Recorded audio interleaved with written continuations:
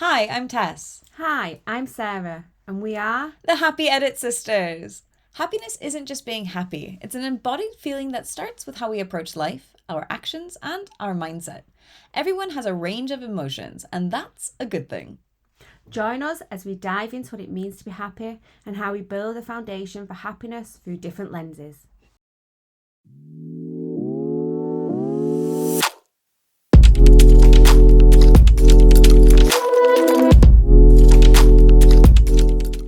Hi, Tess. Hi, Sarah. How are you? Good, very good. We just got the windscreen redone on our car, which is always nice. Those little things in life that are just like at the time you're like, oh, it's so annoying that I have to go out of my way to like take the car in and get this done. But then when it's Mm-hmm. done, it's like that lift off the shoulders, and you're like, oh, I didn't even realize that weight I was carrying. And not, driving it home, it Definitely. was just like, oh, the windscreen is so clear. There's not a big crack in it. And I feel just a little bit lighter today. Is this from in the summer when Yeah. it cracked? Because we were on holiday, weren't we? When it cracked. Yep. Yep. Yep. It's only been a few months that we didn't do anything about it. So, But it's done now. And it is those things, isn't it, where we put them off and we put them off and we put them off. And then when we do it, it's like, oh, that weren't that hard. yeah, no, not hard at all. It's amazing how much just that relief, like that you didn't realize that you were holding, Hmm. just instantly lifts off. It's like, huh, okay. Yeah. Yeah, definitely. It's definitely a lesson in life, isn't it? Because I know that so we got a new car at weekend and so I had to transfer my car insurance over from the old car onto the new car. And I think my hesitation was, oh, is this going to cost me more money to change it over?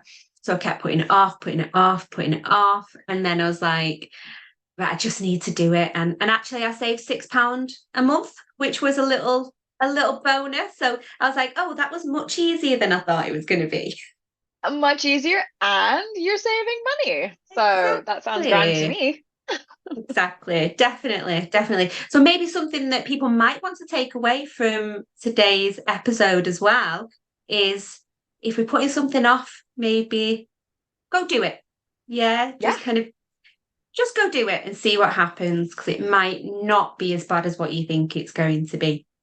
Yeah. No, I'm totally with that. I'm totally with that. And I think it's a good reminder, like on one side we know, but on the other side it's like, oh, but it's that extra thing that I have to do, or that's that uncertainty. Oh, what if this is going to increase my insurance? What if this is, you know, going to do whatever? And then when you do it, you're like, okay, not only do I no longer have to worry about it, but actually a lot of the times the outcome is actually better than we think it's going to be, right? We tend to go into like the negative cycle of that, like what could be the bad thing that comes out of this, not, oh, what's the benefit that could come out of this, right? Yeah.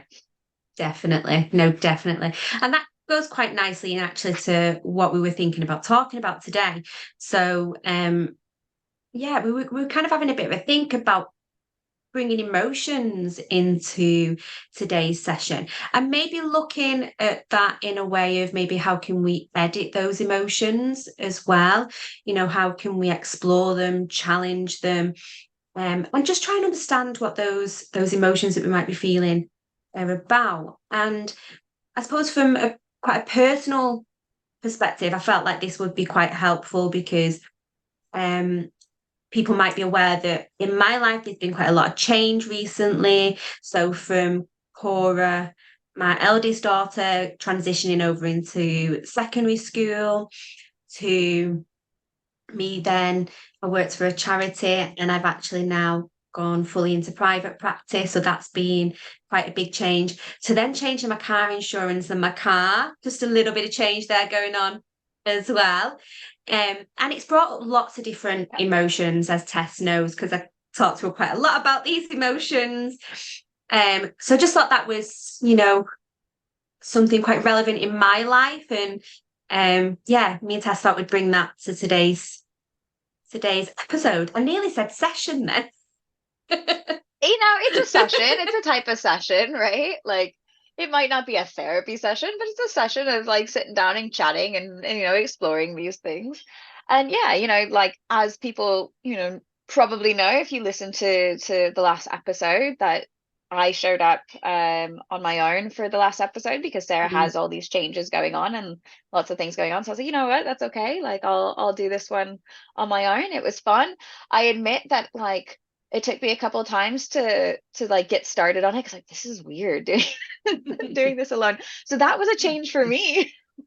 Exactly. Like, doing the episode all on my own, on my own.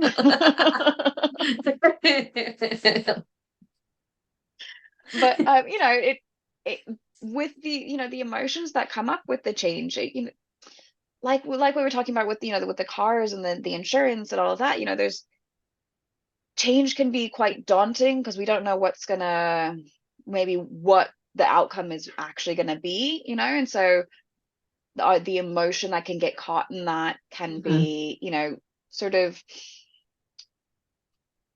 yeah, we're not necessarily, because we're uncertain, those emotions get, sort of fired up, right? And we go into more of that sympathetic, that fight flight response, right? Yeah. And so not only is that emotion, being maybe made bigger than we might have had it before, but then we're also feeling it more in the body. Our body is responding to the emotion as well. Yeah. Yeah, no, definitely, definitely. And I think from kind of a CBT, so cognitive behavioral perspective as well. So when I'm working with clients and we're looking, so it's something called a formulation. So we kind of like get down on a piece of paper what someone's thoughts, feelings, or physical feelings, emotions, and behaviors are, and how they're all interlinked and how they are interacting with each other. And, you know, it's really important to look at so for today, we're obviously thinking about emotions. How are those emotions maintained as well? So we might experience this very big emotion and just for this example, quite a negative emotion maybe. So it might be, I don't know, frustration and anger that we might be feeling. How's that feeling being maintained by the thoughts that we might then be having, by those physical feelings that might then be evoking as well, and by our responses to that behavior? So, is it that we then try and avoid that situation? Is it we're trying to escape from that situation? Do we lash out at people? Do we get angry and frustrated and direct that towards other people? Do we withdraw from things as well? So do we stop going out with our friends, our family, stop connecting with people? And then how is that then reinforced then again by the thoughts that we might be having? So, well, people just don't want me around. Yeah. Yeah. People think I've done something wrong.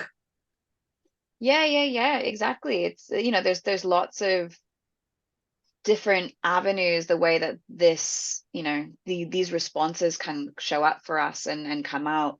I know, in, like, from like a yoga therapy sort of point of view, some more somatic point of view, like, we would look at, so we call it pies, right? So physical, intellectual, emotional, and spiritual. So you look at, like, you scan through the body, how am I feeling physically?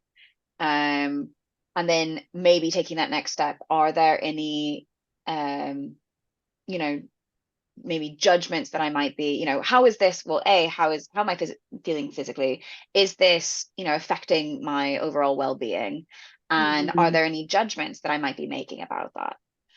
And then from there, looking in, okay, intellectually, how am I feeling intellectually? How is this affecting my overall well-being? Are there any judgments that I'm making? And then you do that for emotional, and then you do that for spiritual as well. And spiritual doesn't necessarily mean like religious, right? It's like connection. So how do you Mm. feel that you're connected? Maybe to your community, maybe Yeah. to nature, right? To, universal conscious, the divine, however you feel Mhm. that spirituality. And then from there, kind of looking at all these things, okay, these are the judgments I might be having. So, and maybe you don't have any judgments attached to it as well, right? Like, you don't have to. It's just kind of Yeah. looking, are there any judgments that are there? And then from that, like, is that judgment true? Mhm. Right? Like, noticing, like, is that judgment true? Can I forgive myself for buying into that? Right? Or then, the other option is just kind of exploring, like, how can I reframe this to better support myself? So, it's, I think there's, various ways of approaching these, whether it's from the CBT aspect or from, more of a yoga therapy. But I think we're very similar in that aspect of like looking, what's behind it and how can we better sort of shift these things? How can we edit it a little bit to then support ourselves moving forward? And it's not to say that we need to by any means disregard the emotions that we're feeling, because it's important to, right? Sometimes just sitting with the emotion and just allowing it is the best thing that we can do, because Definitely. that emotion comes in, we say, okay, let me just sit with it. It might not be the easiest thing to do. We might want to do this with someone else, right? We might want to have that support, but then just allowing it to be there, we're able to sort of process it and then let it go. It's emotion it's a fluid thing. It's not necessarily a static thing. Yeah, definitely. Definitely. As you were talking then, Tess, as well, it made me think about like finding the evidence for those feelings, those thoughts, those emotions, and actually when we ask ourselves that question, okay, so well, what evidence have I got for this thought, for example? And it might be quite a judgmental thought that we might have. So it might be around like maybe not feeling good enough, so being quite critical of ourselves. And then quite often when we have that thought about I'm not good enough, I'm going to fail, we also believe that other people think that same way about us as well. And more often than not, they don't.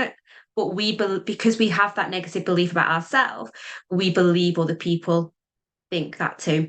And a really helpful way of trying to edit that is by asking that simple question of, well, what is the evidence for that? What's the evidence for this thought that I'm experiencing? Yeah. We can also do it sometimes with our physical feelings, can't we, as well? We might feel this, a feeling of anxiety maybe, and wherever we might experience that in the body, which we then might feel that we're in danger, there's some sort of threat.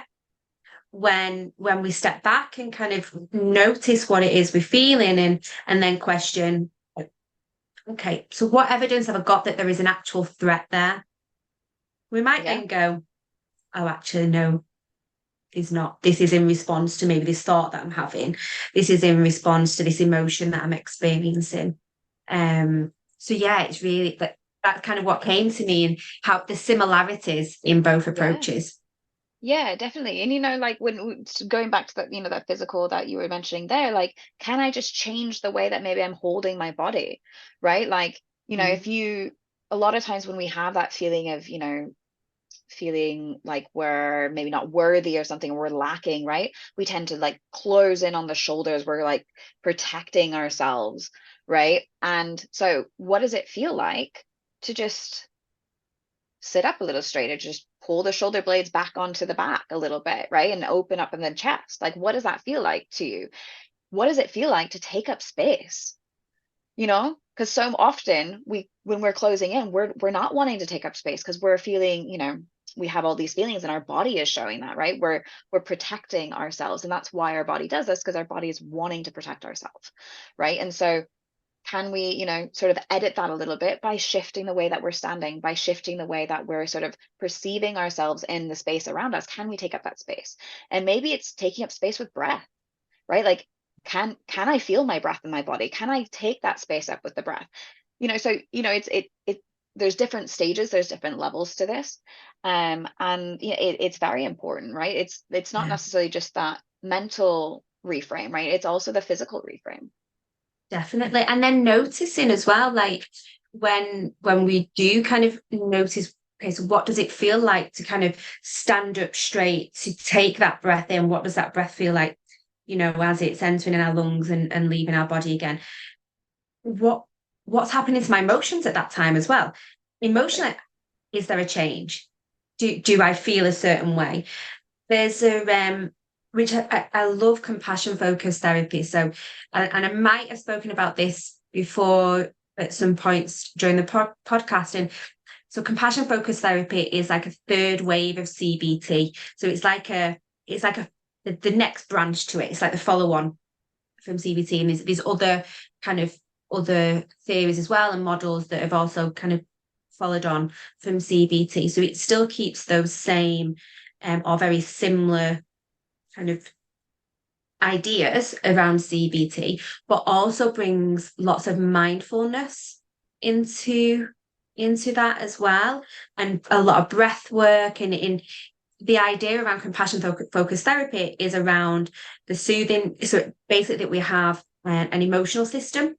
So it brings in a soothing system, a threat system, and a drive system. And it's based on evolutionary theory, really, the model. And what it suggests is that the soothing system is underused, really. And so therefore it's not as developed, maybe, as the threat and drive. Because of the world that we live in, we live in a world that's very fast-paced, that there's always this drive to do better, to succeed, get more. If we just think about technology, that's always progressing, isn't it? So that's a really good example of more, more, more, more, more. And then the threat system, so that kind of fight off, like that kind of danger response. Mm-hmm. And the idea around compassion focused therapy is to build and further develop the soothing system, so we can be more compassionate towards ourselves, we can be kinder towards ourselves. And one of the techniques within that is, so these kind of soothing rhythm breathing, so kind of really noticing the breath and kind of really developing that breathing exercise. And then also trying to imagine a compassionate self and a compassionate image, and really noticing what it would feel like to be this compassionate image, to be this strong person, to be more aware of themselves, and to really keep developing that, and to keep imagining what that'd be like, until it becomes more within yourself that this is what I'm like. So it really made me think about that, Tess. Yeah, I mean, I know you said this before, but there's so many similarities, right? There's so many similarities to what these more, modern therapies, to yoga, to the, mindfulness, which comes, from yogic backgrounds, from Buddhism, right? And I think that, there's been a lot more focus on trying to understand the whole system, and how it connects to each other, and not just like one part and then another part separately, right? And so, and definitely, that's like the whole idea, right, of yoga therapy in many ways, is to be able to connect these systems. And so looking at, like you're saying, like, give yourself that compassionate awareness, right? Go in and, say, like, this is, this doesn't necessarily have to be the final thing. Like, let me go in and see, let's, I'm not picking the words I want to say, but like, can I give myself that compassionate self-forgiveness for buying into the things that, maybe aren't true, right? Like, what is true? I'm a being living a human experience. What's true about the other person? They are a being living a human experience, right? Like, that is the truth. Now, we have all these different experiences that then shape the way that we look at the world, but that doesn't necessarily mean that those, like, the way that one person looks at it and the way that I look at it, neither are necessarily quote unquote true. What is true is that we're living, right? We're these beings. And so, going in and sort of noticing, like, what, do I feel like I'm lacking in something? Do I feel like I am limited in some way? Do I feel like I'm disconnected? Do I feel like, there's, there's a various different things, these judgments that we hold. Can I go through, can I forgive myself for those things? Can, just walking through that, can I and visualize myself as that full and complete person? Can, and taking these as small steps, right? Always meeting yourself where you are. We don't necessarily need to go straight. I don't know how it works within compassionate therapy, but in yoga, it wouldn't necessarily be going straight to, like, I am completely complete, right? I am, like, you take these small steps to get to that point, because otherwise, it's so much more difficult to really connect with those bits. You know, it's taking that one step at a time, and Yeah. accepting what is there, and then taking another step. And it's about, you know, widening that window of tolerance, right? Yeah. And staying within it, so we're not like pushing ourselves out of our boundaries, but little by little we're able to make that window of tolerance bigger. Yeah. Yeah. And as well, you know, just thinking about how it fluctuates, you know, it's fluid, isn't it? So it's constantly Definitely. changing. And so in-person centered counseling, so we think of that idea of self-actualization. So, you know, of kind of, yeah, of just reaching that point of self-actualizing. But that changes. That might be for a second, that might be for a minute, that might, you know, well, it's not. We're not in that state for a long time, I would say, you know, because like you've just said, we're individuals. What was the saying? Individuals in a human Living a human experience. living a human experience. So realistically, there's lots of pressures in life. Oh yeah. And so we're not always going to be self-actualizing, are we? Being that complete person. I Definitely don't not. know, Tess, if is It's a there any point? journey. It's a journey. And no, Yeah. there's definitely been never any point for me that I'm like, I am completely perfect, whole, and, you know, like I've got all of these things figured out, and this is going to last for the rest of my life. You know, like I think that there's times where you feel that more than others. And these things can be, you know, it doesn't necessarily have to be with negative emotions, right? Like there could be like a positive emotion that maybe you go, you know, and I'm not saying that we need to knock ourselves down on these positive emotions, but also looking at, you know, like imagine, you know, you as a business owner, you're able to like have loads and loads of people come to or buy one of your whatevers, right? They come to a workshop or they buy one of whatevers, and you're like, wow, like look at me, like I'm the absolute shit because everyone's buying my stuff. Like everyone's coming to me. They're not going to someone else. Like, yeah, definitely congratulate yourself for like doing a good job, you know, and having, you know, being able to connect with other people. And like, I'm not saying don't, but also look at that going like, are you really like that complete like the awesome shit that you're saying that you are, you know, like, you know, that's also kind of looking back at it, because like you Yeah. can, you know, that can be disruptive as well, because if you get so caught up in that image and then you move forward and something doesn't, you know, Yeah. you have something else that maybe doesn't pan out the way that you wanted it to pan out, and you look back and go, but I was the complete shit, why am I not anymore, right? Like then Yeah. you have those downs. So like going on and everything. And once again, like I'm not saying don't celebrate yourself, because please celebrate yourself, celebrate that everything that you are doing. But Yeah. like, you know, just have that realistic, like, no, like they're gaining something from it. Great. You know, I'm able to offer Yeah. these things, wonderful. But does that make me the best of the best of the best? No. It just means that Yeah. what I'm offering right now is what they're looking for. Yeah. Um We've got and to be humble, haven't we, in that experience? You know, yeah, be grateful for that opportunity to be alongside someone else's journey. Like I know within therapy that's I'll stop being a therapist if I ever don't think like that. Like yeah, no, if same. I ever don't think like that, that I'm privileged to be to be a part of someone else's journey and process, then if I don't think like that, I will go and do something else because that's so important for me. I completely agree. I completely agree. And that, you know, that's part of, I think that's part of our work as well, right? Like of Mm, finding yeah, that continually looking for that balance. And it's and being compassionate with ourselves, and compassion is both goes both ways, right? Like it's not just for the yeah, negative things, it's also for those positive moments too, yeah, and supporting ourselves in everything, and letting that like the ups and downs of life to like, you know, continuing looking to come back to the center, looking to come back to that sort of that sweet spot.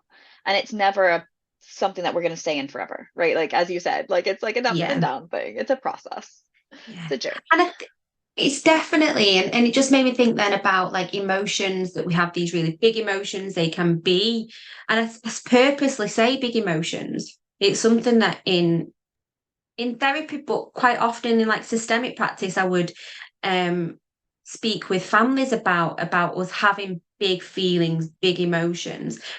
That if we think about that kind of terms of negative emotions, positive emotions, don't really know if any of them are negative or positive, or whether they're just emotions.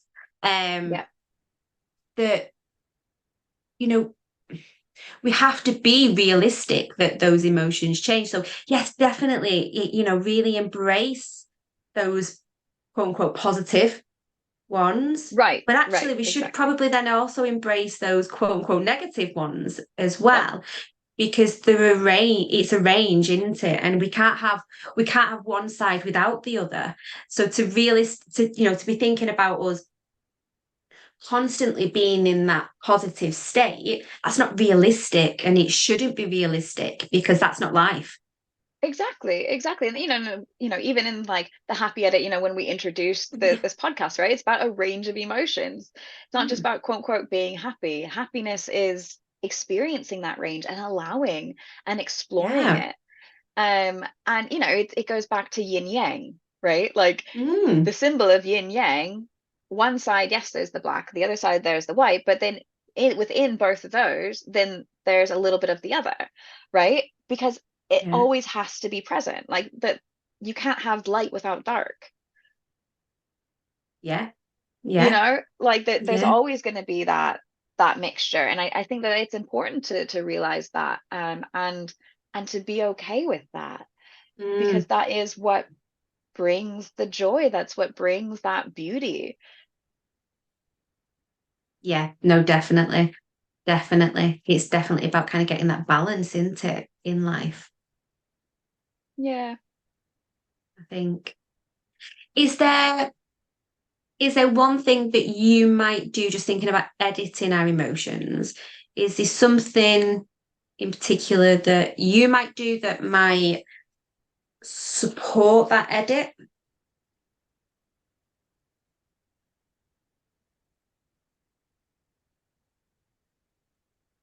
I'm pausing here because I'm thinking. I've um just put Tess proper on the spot. um I think for me it's meeting myself with compassionate awareness, Mm, which to me means meeting myself where I am and allowing whatever that is that's arising. um and then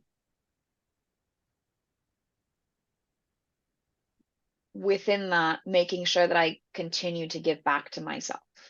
mm, So um you know the last few months for me personally have been quite difficult with grief and things like that. And so it's, just looking at it in that aspect, like, I don't want to close that grief out. I want to, in many ways, while it is, yes, very difficult to go through, the many ways, I grief is there because I had love there.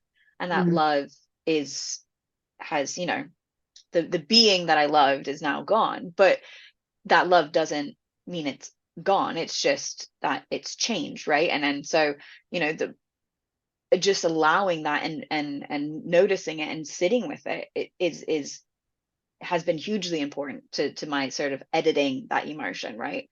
And then kind of asking myself, what can I do to give back to myself? What can I do to support myself in this emotion? um I think that to me, that has been very beneficial. Yeah. Yeah. Yeah, definitely. Definitely. I think something that I do is probably very, very similar to us actually, is I I try and notice what it is I'm feeling. And so I'm doing some yoga therapy and somatic healing with Tess. I did say that right, didn't I? You did. I did. So I did my first session with Tess last week, which was really good. So really noticing, because I probably don't notice it as much as I should where I feel it in my body. So kind of really starting to notice that more. Um, but I think what I tend to do is really try and notice what I'm feeling. If I am noticing it in my body, notice what that's about. And trying to sit with it and voice it. I try and voice it. I try and name it. I try and kind of see where's this coming from?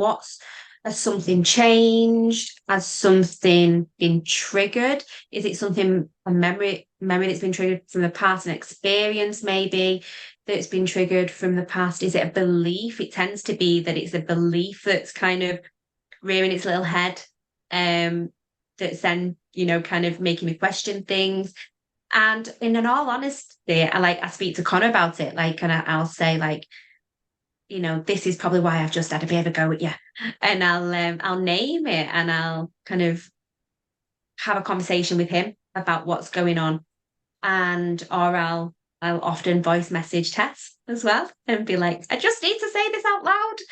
Yeah, Um, yes. And just for everyone to know, Connor is her husband. yeah, Connor's Just my in case husband. you're new and you're like, who's Connor? Her husband. We did an episode with him. I believe it was episode 3. 3? Yeah, 3, I think. The kids listened to it the other day, actually. They're like, let's listen to the episode with Daddy. Oh, I love that. Love that. But yeah, no, like reaching out to people, this doesn't have to be, it can be your own self-study. It could be something that you're processing yourself. It can be something, maybe you do in a journal. Maybe you do it with a therapist, or, a coach or someone, but maybe you're doing this with your family members or your friends, right? Like, and it doesn't have to be like a huge thing. Sometimes it's just as you say, it's just naming it. And maybe that naming doesn't necessarily have to go into the story of it either, right? It could just be like, Yeah. oh, I'm feeling this way. I'm literally noticing that my chest feels tight, or I'm feeling sad. And just kind of naming that emotion, naming that, whatever is arising for you can be really helpful, because then you can kind of look at, okay, these are the patterns that I'm holding in my body. How can I start to shift those patterns? And sometimes just being aware of them is like the most important step. Yeah, Noticing them definitely. with compassion, going back to that With compassion. compassion and kindness, and just noticing that self-critical voice. I think that's something really key into it, is noticing that self-critical voice and just bringing compassion. Because actually, when we start to be critical of ourselves, that's when we should potentially be kind of going, oh, I need to edit that. Let's bring compassion in. Yeah. Yeah. There was something that I can't remember who said this to me, but someone kind of was like, when we notice that self-critical voice, be like, thanks very much, thanks for that awareness, thanks for that little reminder, but you can go and get yourself a cup of tea now. And I really Yeah. loved that. I was like, that's brilliant. Yeah. We have this idea that like the ego needs to be something that we shut out. But I completely disagree. Like if we shut it out, then it's gonna start screaming, right? Like And get louder. it's gonna get louder and louder and louder. Like it's about changing the role of the ego. It's about turning that ego into your cheerleader, your support system. So like, Yeah.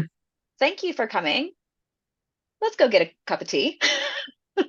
Like, let's shift that a little bit so we're Yeah. not, because yeah, totally. Yeah. It sort of reminds me of what Kylie Otta said in a couple episodes ago, when she was like, she was talking about that basketball that, if you keep pushing it down in the water, eventually it's going to Yeah. throw up in your face, and the water's going to get everywhere, and the ball might hit you in the head or something. But like, it's shifting that. It's shifting how we're approaching these things, so that we're not creating that pressure, that physical pressure, that mental, emotional pressure. Yeah. And just taking that little, and they can be little tiny things. It doesn't have to be like this huge shift, right? It can be that pause, that sort of that Mm. compassionate awareness, and just saying, okay, this is how it's showing up for me, and just spending a little moment with it. Is that what you would have for the happy edit for this, Sarah? What would be your happy edit tool? for this episode? So I think, yes. So I think it could be quite nice for us to both do one today, maybe, actually. So yeah, I think for me, something for the happy edit tool would be, I think, keeping it quite simple, as in notice the emotions that you're feeling with compassion. Just notice them. So, and like you say, not to become the story, not to become the narrative, because we don't want that feeling to become a dominant story in our life. So using the language that you said, Tess, so kind of saying, I'm noticing that I'm feeling quite anxious today. Not I am feeling anxious. I'm noticing that I am feeling, I'm noticing that I'm feeling quite anxious. I'm noticing that I've got this feeling in my chest, just just naming it, just labeling what you're noticing, and trying to sit with it if we can. Yeah, it might become too difficult, which is absolutely okay as well. There's been moments in my life, probably recently, maybe even yesterday, when I was like, I'm noticing this feeling and it's just too difficult right now to sit with it. But I've Yeah. noticed it. And it goes back to that window of tolerance, right? Like It does. it's all about staying within that window of tolerance. And you kind of step out towards the edge of it and say, okay, is that, can I go a little bit further today? No, that's okay. And you take that step back. Once again, compassion. Yeah. Yeah, Right. And definitely. yeah, no, I totally agree with that. I think that would be, that's a great happy edit tool. And then from it to go, looking at the emotion, and then you mentioned it, but I'm just going to state it a little bit more. Notice how that emotion shows up in the body. Where do you feel it Yeah. in the body?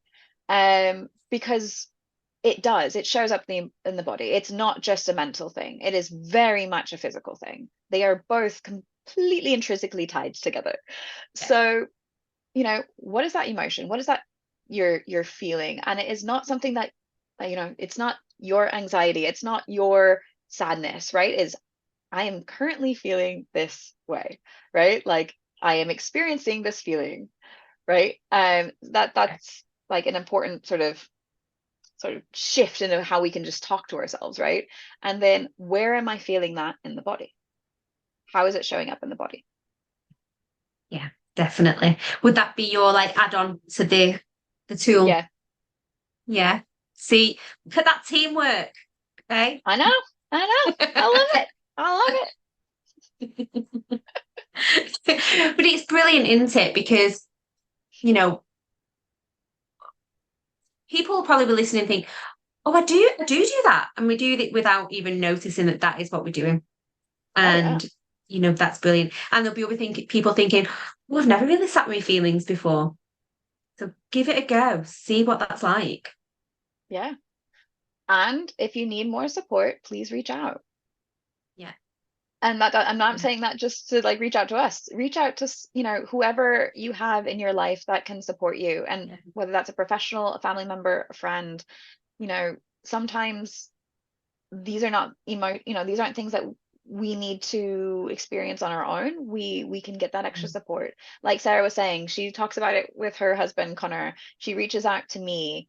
I do the same. Like it's important that we have that support system and we use that support system. Definitely, definitely. And if you don't feel right now that you can reach out to another person, write it down, put it in a journal. Yeah. Yeah. It really does help getting it out of our head and onto something else. It Yeah. can be so, so helpful. Please do reach out. Tat, it's been lovely speaking with you today, and I really hope people Agreed. have enjoyed this. Yes, yes, I definitely hope so. And let us know what your thoughts are. You can send them to us on the Instagram. You can on the Instagram, on our Instagram account. And leave a review on iTunes or Spotify. We always like to hear your thoughts and your experiences as well. And if there's anything that you want us to go over, anything you want us to add to these things, maybe you have a question, let us know and we'll happily bring that address that on the podcast as well. Yeah, we could even do like a little question and answers kind of episode if people would like to pop some questions to us. We could do something like that maybe. Yeah. Yeah, that'd be great. Yeah. If there's anything that you have heard as well that you think, oh, we'd like to know a little bit more about that, or we've had a particular guest on and you would maybe like to see episode 2 with that guest, please let us know. And yeah, we will see if that's something we can make happen. Yes.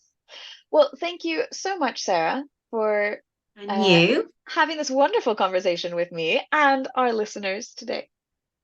thank you, Tess. It's been lovely. Bye, everyone. Bye. At the Happy Edit podcast, we're mindful that the podcast is not in replacement of therapy. If you do need further support, please do contact us on our contact details in the show notes. And we're more than happy to offer further support and guidance and direct you to places like the counselling directory or therapy directories. If you do also need further support, we would also recommend you contacting your primary healthcare provider. Thanks very much for listening, and we'll see you all soon.